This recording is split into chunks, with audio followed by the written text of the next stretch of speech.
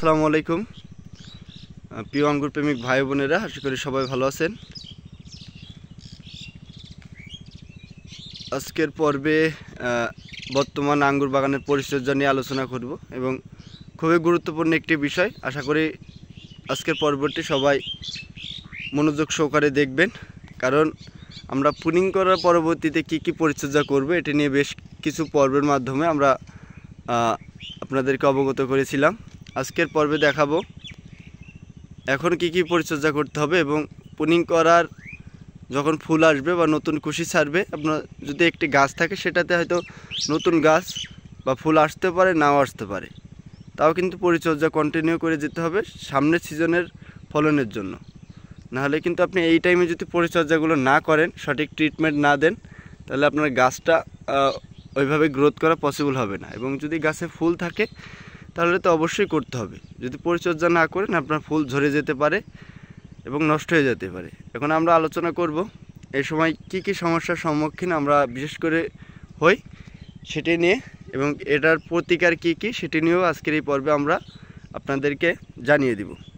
দেখুন, এই সময়টা খুবই সমস্যার সম্মুখীন হতে হবে দুইটা জিনিসে, এক হলো ছত্রাক, দুই হলো মাকড়। বিশেষ করে মাকড়টার এই সময় খুবই সমস্যার সম্মুখীন হতে হবে, বিশেষ করে আঙ্গুর গাছগুলোর জন্য। কারণ এখন কিন্তু নতুন এই যে কচি পাতাগুলো ছাড়বে এবং মাকড় এবং ছত্রাকের আক্রমণও হবে বেশি। আমি অলরেডি আর কিছু গাছ দেখাবো আমার বাগানের।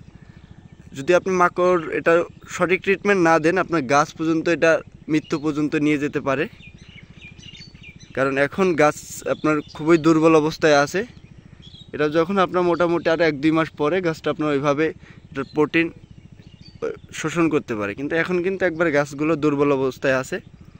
যাই হোক, এই যে দেখেন পাতাগুলো কিন্তু অলরেডি কুকড়ানো শুরু করেছে, এটা মাকড়। আমি অবশ্য গত পর্বে দেখিয়েছিলাম আপনারা থিওফিট দিবেন, কারণ থিওফিট মাকড় এবং ছত্রাকের দুটোই কাজ করে। এবং এটা কিন্তু প্রাথমিক পরিচর্যা, থিওফিটটা প্রাথমিক পরিচর্যা। আর এখন আপনাদেরকে অবশ্যই এটার সঠিক ট্রিটমেন্টটা এখন দিতে হবে এবং একটু হাই ডোজে দিতে হবে। হাই ডোজ মানে একটু মোটামুটি একটু দামি ওষুধ মাকড়ের জন্য দিতে হবে। যেমন মাকড়ের জন্য সবসময় আমরা ভালো কাজ করে ভার্টিমেক, এটা আমাদের দেশে পরীক্ষিত একটি ওষুধ, খুবই ভালো কাজ করে। এটা আপনি নিঃসন্দেহে দিতে পারেন হালকা ডোজে। আর যদি মাকড় বেশি লাগে তাহলে হয়তো আপনার মোটামুটি যেই ডোজ সবসময় দেন ওই ডোজ দিবেন, তবে এর থেকে নিয়মিত যেই ডোজটা আমরা দিই ওই ডোজ থেকে বেশি দিবেন না।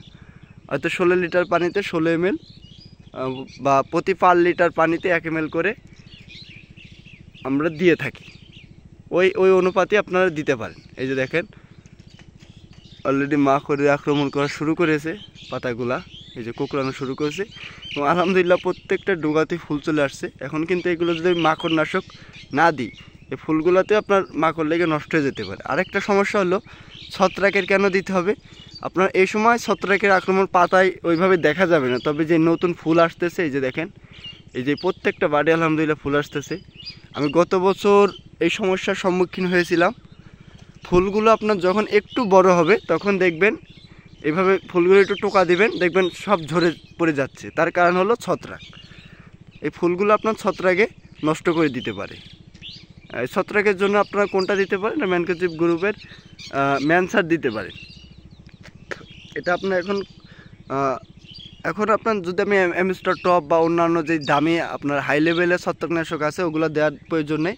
কারণ এখন ফুলের কিন্তু প্রথম স্টেপ, এই যে ফুলটা আসছে এটা হলো ফুলের প্রথম স্টেপ। এখন যদি আপনার হাই ডোজের কোনো ধরনের ছত্রাকনাশক এটা ব্যবহার করেন, এটা ঝরে যেতে পারে, এটা হিতে বিপরীত হতে পারে এবং এটা ফুলগুলো পুড়েও যেতে পারে।